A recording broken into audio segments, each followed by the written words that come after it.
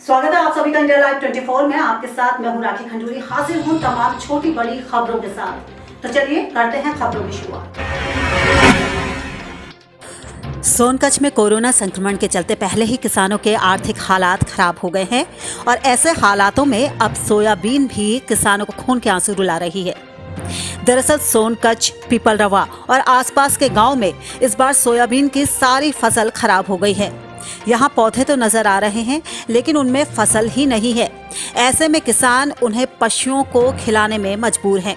ये सर हमारे गांव में खेरिया जागीर, तहसील सोनकच्छ, जिला देवास, यहाँ पे सोयाबीन सब बांझ रह गई है। ये सब सोयाबीन काट काट के किसान पशुओं को खिला रहे हैं।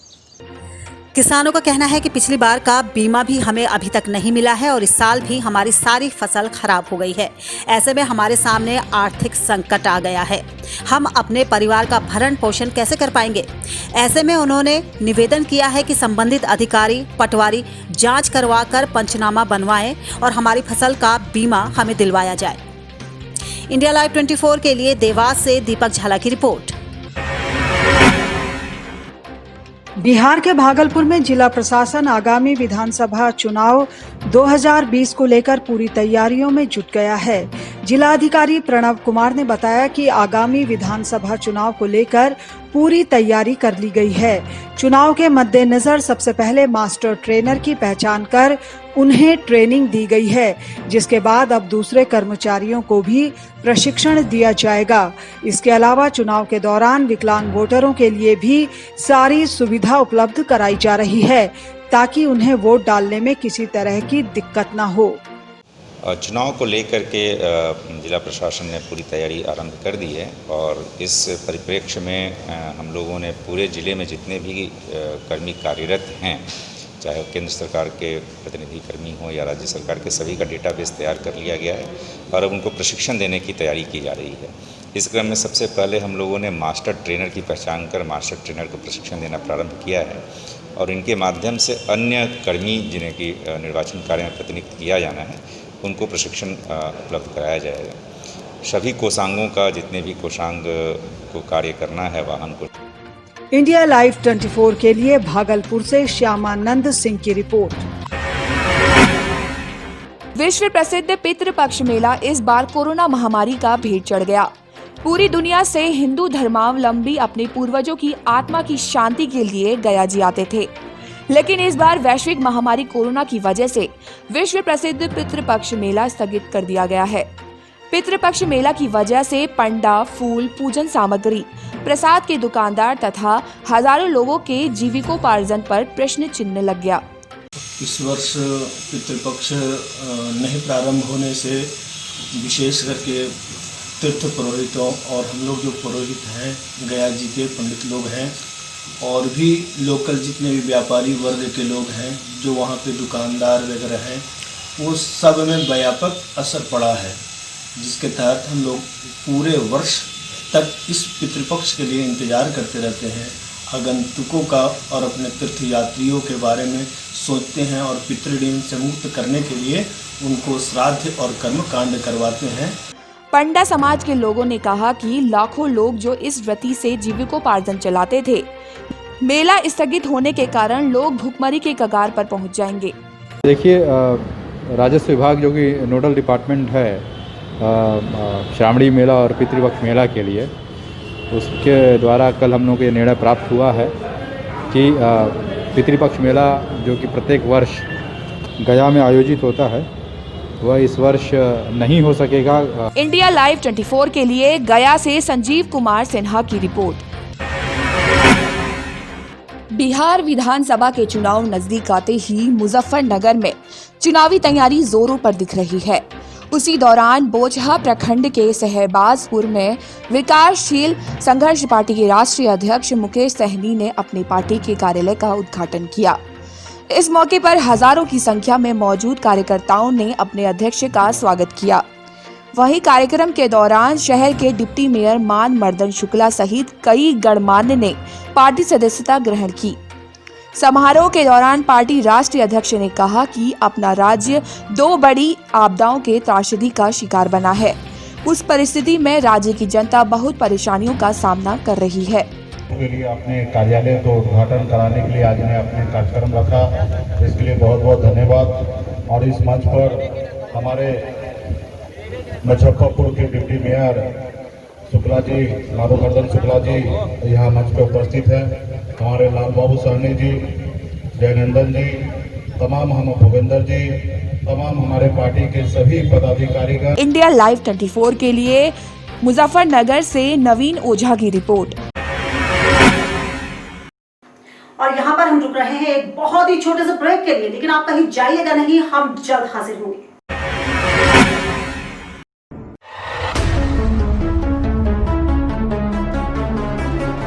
खबरें सिर्फ खबरें न रहें, इनकी तह तक जाएंगे हम। सवाल हो तालीम का या बात हो आपके अधिकारों की, आपके हक की आवाज उठाएंगे हम। सीमा पर जवान से खेत में किसान तक, हिंद के हर योद्धा से आपको रूबरू कराएंगे हम।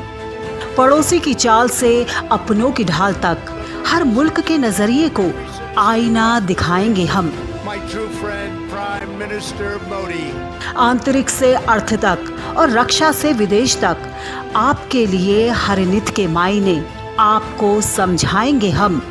तिरंगे के रंगों से उभरी हर तस्वीर तक, ग्रामीण भारत से वैश्विक भारत तक, देखिए हमारे साथ सिर्फ इंडिया लाइव 24 पर।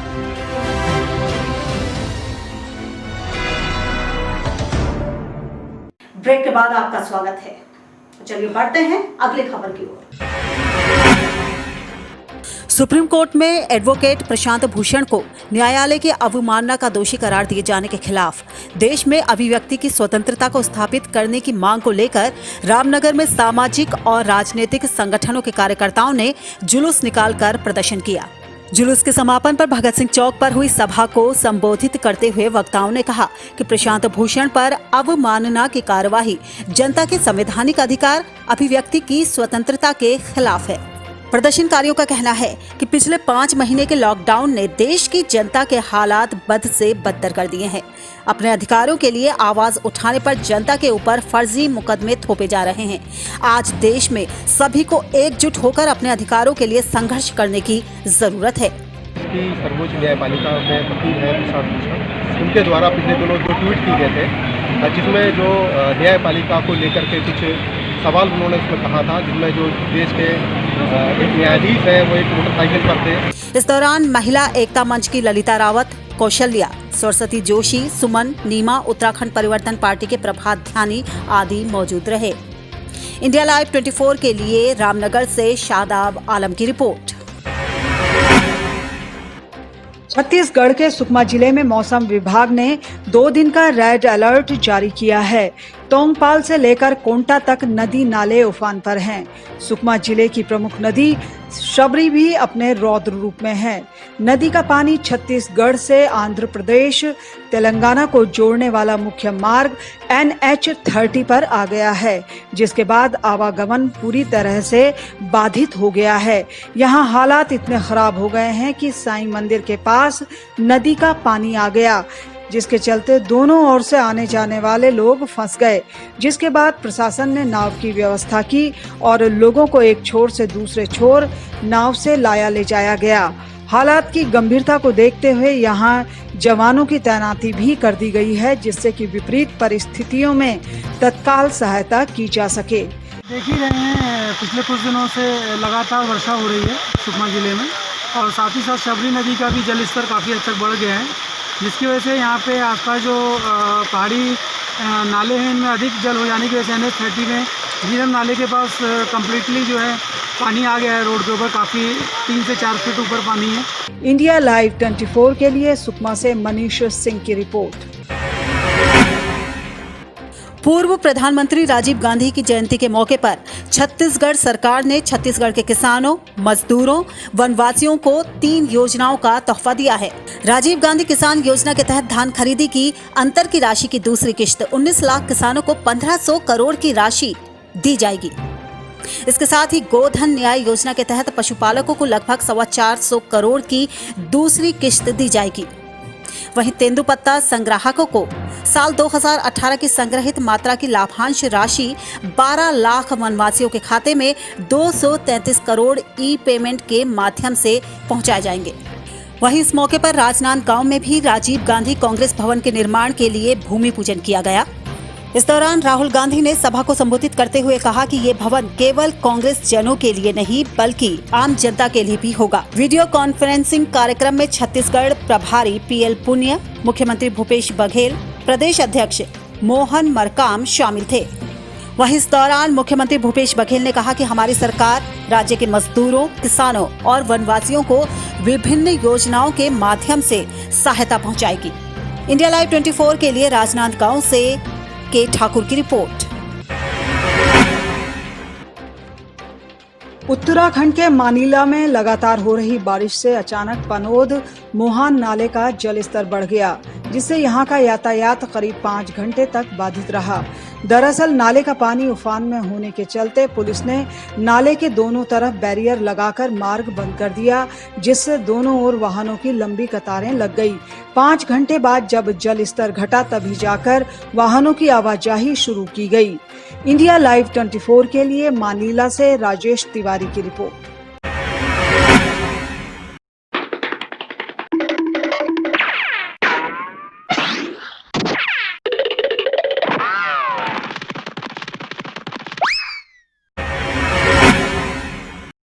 और फिलहाल इसी के साथ इस बुलेटिन में बस इतना ही। दीजिए इजाजत, नमस्कार।